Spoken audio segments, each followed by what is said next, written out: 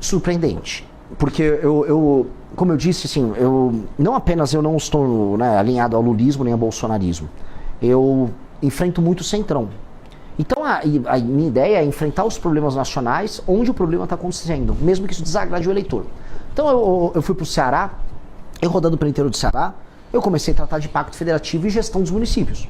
Eu vou falar da gestão dos municípios, que estava mal feita em boa parte dos municípios, e explicando, olha, ainda o dinheiro nem veio daqui. O dinheiro pelo pacto federativo, que está sustentando essa gestão mal feita, veio lá de São Paulo, veio do Rio, veio de Minas, veio do Paraná. Vocês são um município deficitário num estado deficitário. E a classe política aqui precisa ser substituída, porque os serviços sociais, o saneamento básico, a educação não está sendo entregue para as pessoas, mesmo com o dinheiro chegando, porque o dinheiro chega, Zé.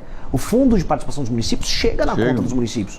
Muitos municípios dependem do FPM. A maioria. Município pequeno, mais de 98%. O que eu acho um erro, viu? Eu acho que todo município deveria existir, ou então deixar de existir um extra, uma obra, tudo bem, mas depender fundamentalmente de fundo... Eu sou bem claro, um critério para a administração dos municípios, no projeto nosso que chama Lei de Responsabilidade Gerencial, é o município se tornar independente do ponto de vista financeiro.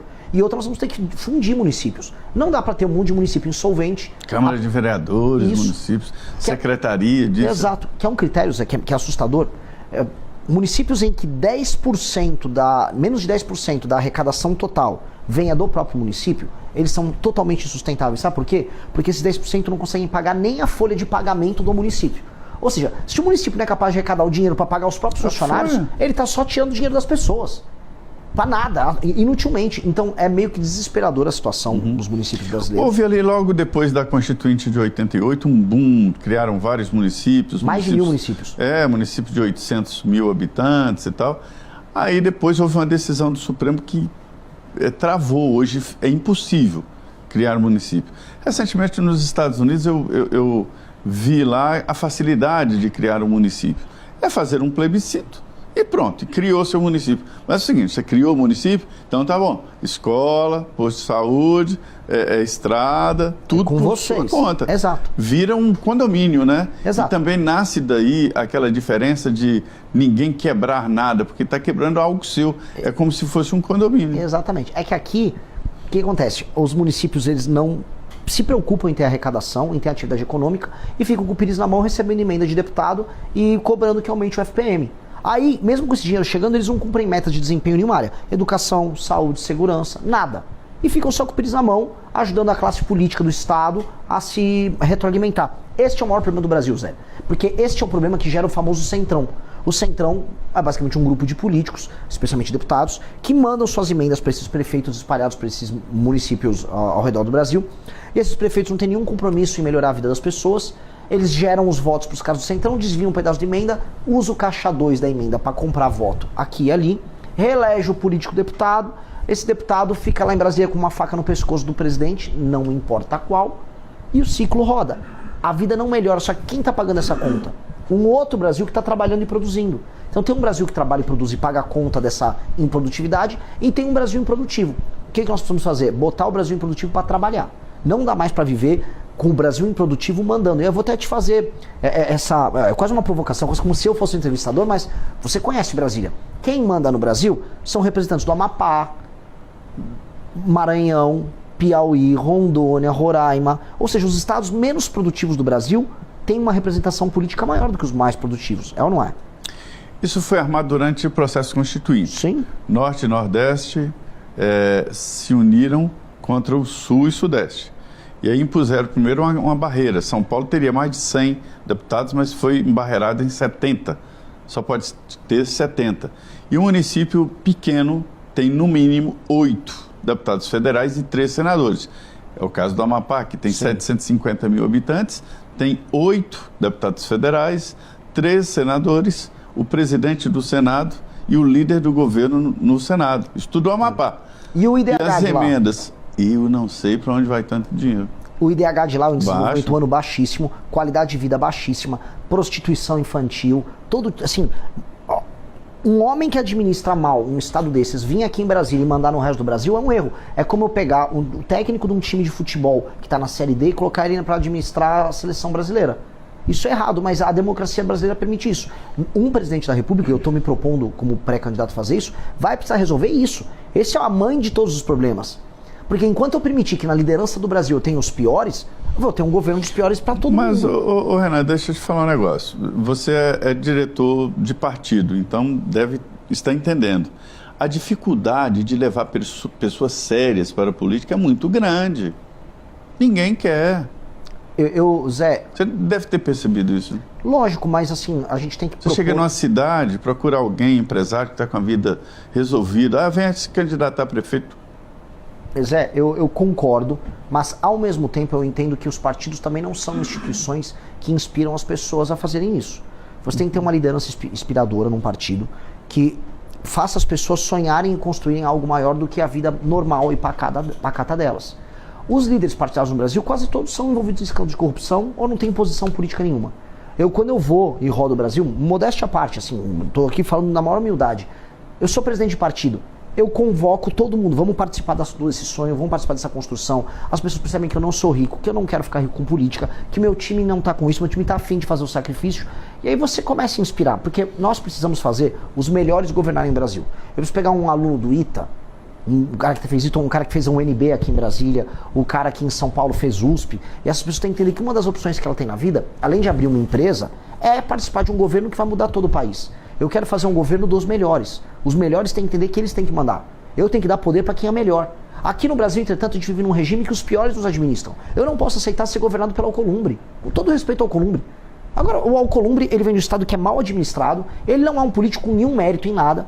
Tudo que há de estranho no Brasil acontecendo passa pelo Alcolumbre, e esse cara vai ter que mandar em mim, ou esse cara vai mandar em pessoas melhores do que eu, inclusive empresários, médicos, mães, professores. Eles não têm condição de fazer isso. A gente tem que fazer uma espécie de uma revolução das pessoas boas, inteligentes e produtivas contra as pessoas improdutivas que mandam na gente. Esse é o meu sonho, isso a gente precisa fazer. O Alcolumbre não foi colocado na presidência do Congresso pelo voto popular, né? Uhum. Talvez ele tenha recebido menos votos que um vereador de São Paulo. Olha, muito provavelmente. Ele começou a carreira dele sendo office boy do Sarney. A família dele, ela meio que ela nem traficava, ela vendia, vamos dizer, ouro pra lá pra Guiana. Hoje eles dominam a parte de combustíveis lá no Amapá, né? Mais da metade dos postos de gasolina no Amapá são da família dele. Ou seja, ele se tornou um colosso político. E mesmo sendo um colosso político, o estado dele continua muito, muito pobre. Sim. A vida não melhora no Amapá. O Amapá não consegue ter uma ligação por terra com o resto do Brasil. Isso é uma loucura. Isso é assustador. E aí o cara vai e manda no Brasil. Quer dizer, um cara que participa de um grupo político que torna um estado ruim como o Amapá, fica basicamente vivendo mal. Mas vem cá, isso não é preconceito, não? Contra Lógico um que estado não. Pobre, não é um... Então, sendo bem sincero, você acha que as pessoas gostam de viver lá? Eu tive no Maranhão, Zé. Eu tive no Maranhão. As pessoas querem ir embora do Maranhão. E eu fui no Maranhão e falei exatamente isso que eu falei. Viver aqui é horrível, as estradas são horríveis, vocês são tratados como bichos. As cidades não são sustentáveis. Se a gente quiser melhorar a vida de vocês aqui, eu preciso apontar um problema. Eu não posso ser, Zé, condescendente com uma pessoa que está vivendo mal e que está sendo explorada politicamente por uma classe política horrível. Eu tenho que libertar ela. E a libertação vem com a verdade. A verdade liberta. Eu posso fazer o que todo político que vem de São Paulo, do Centro-Sul, faz lá no Nordeste, que é chegar, Ting Ding, tá com a musiquinha, vou comer um cuscuz aqui, comer uma buchada. Isso é enrolar as pessoas. Você prefere indicar os problemas. Eu preciso falar os problemas e falar, se viver aqui fosse bom, as pessoas não estavam migrando para outros lugares. O único lugar no Nordeste hoje que está com um saldo positivo no fluxo migratório é a Paraíba. É só a Paraíba. De resto, as pessoas estão indo todas embora. Salvador, a população diminuiu. Bahia, a população está indo embora. Maranhão, o pessoal está indo para Goiás. Pará, que não é Nordeste, mesma coisa. O pessoal do Pará está indo embora. Eu estive nessa semana lá em Recife, para comemoração dos 20 anos do blog do Magno, conversava com um empresário muito bom, Eduardo Monteiro, e ele falando exatamente da administração da Paraíba, né, que não é de agora, né, já vem sendo administrado um estado superavitário. Sim. Talvez o segredo esteja exatamente no controle fiscal, né? Olha, se tem uma coisinha, o administrador público não precisa ser brilhante. Se tiver controle fiscal, metas e indicadores na administração pública, e lei e ordem, segurança, as coisas começam a acontecer. As pessoas não são idiotas. Lá no Nordeste, as pessoas não são imbecis. Nem um pouco. Se você prover meios para que as pessoas possam trabalhar e viver a vida delas, elas resolvem a vida delas. Agora, o Estado está em permanente estado de sabotagem com essas pessoas. Uma coisa que eu vi, por exemplo, sul do Maranhão. O Maranhão é um lugar muito mal administrado. O agro chegou lá. Está em balsas. Os gaúchos Exato. A gauchada juntou com os maranhenses, chegou um cearense, os paraenses lá no meio. Tá andando. Agora ninguém dá estrada para eles. O cara não consegue escoar a produção dele porque não tem estrada. Ele tem insegurança também, porque é perigoso morar no Maranhão. Se o Estado fizer o básico, eles se resolvem. Então tem um problema aqui, porque, vamos dizer, a classe política nos estados do Nordeste e do Norte também, ela é especialmente ruim. Não estou falando que no Centro-Sul a classe política é boa, não. Temos graves problemas. Só que definitivamente, quando eu comparo, não é igual. Não é igual. Se eu comparar o Eduardo Leite, governador do Rio Grande do Sul, com o governador lá, com o Brandão, lá no Maranhão, não é igual. O Brandão é 1000 vezes pior do que o Eduardo Leite. E os políticos ao redor do Brandão são 1000 vezes piores do que os políticos ao redor do Eduardo Leite. Mesmo eu não concordando com o Eduardo Leite, muitas coisas na linha dele. O Eduardo Leite apenas é melhor. O Tarcísio em São Paulo, ele é melhor do que o Jerônimo na Bahia. Efetivamente. E o time que o Tarcísio tem é melhor. Posso não concordar muita coisa com o Tarcísio, mas é melhor. Então, eu preciso superar essa classe política muito ruim que está fazendo a vida das pessoas, especialmente nas regiões norte e nordeste, ser ruim. Por isso que elas estão indo embora. Você falou muito aí em desequilíbrios, né? Desequilíbrios regionais. Eu sempre pergunto o porquê da América do Sul nunca se desenvolver, né? O continente europeu se desenvolveu, foi lá para frente, a América do Norte, e a América do Sul ficou presa, que a Argentina que houve um momento que se desenvolveu. E aí, a conclusão que eu chego, o diagnóstico, é a política mal feita. Sim, são as instituições, é a forma como o capital humano é gerido. O maior ativo que um país tem não são riquezas naturais. Agora a gente vai falar só de terra rara agora no Brasil. É o capital humano. Se você não cria capital humano, o seu país vai ser uma porcaria. E como é que cria o capital humano? Não só investir em educação, mas ter um ambiente de negócios bons em que as pessoas enriqueçam.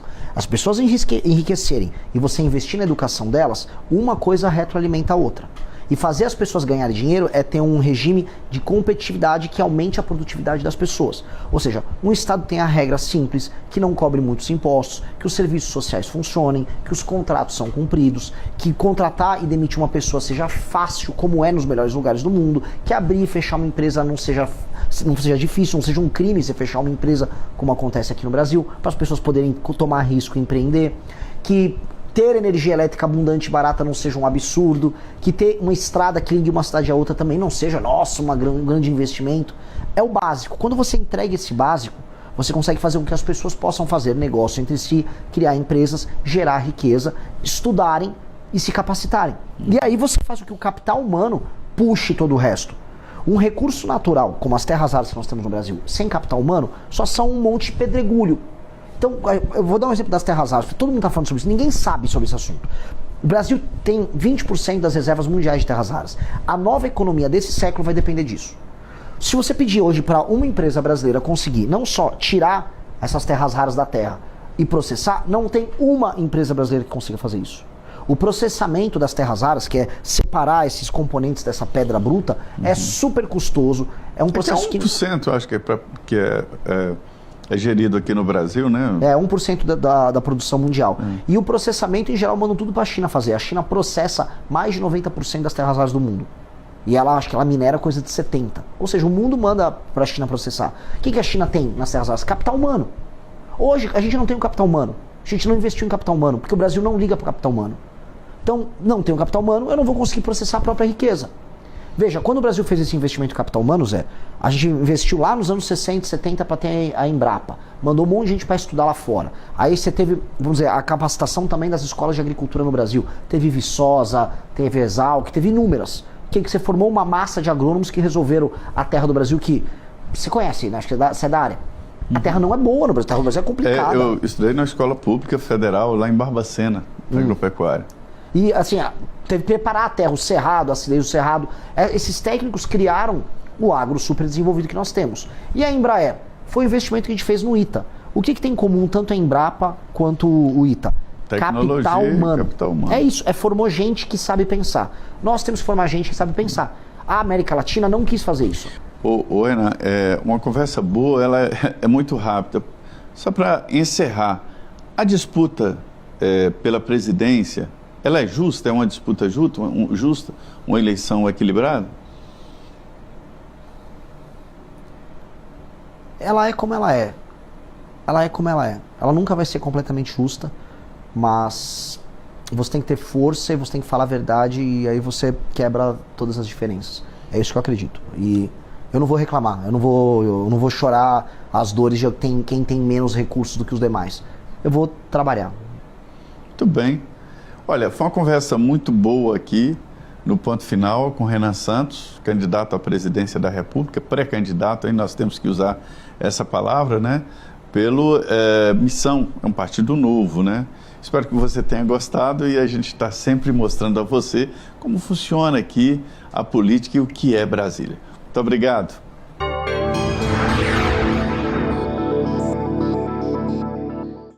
A opinião dos nossos comentaristas não reflete necessariamente a opinião do Grupo Jovem Pan de Comunicação. Realização Jovem Pan. E aí, curtiu o corte? Então não vacila, deixa o seu like, compartilha com os amigos, se inscreve no canal e ativa o sininho para não perder os próximos. Um abraço e até o próximo vídeo, porque o futuro é glorioso.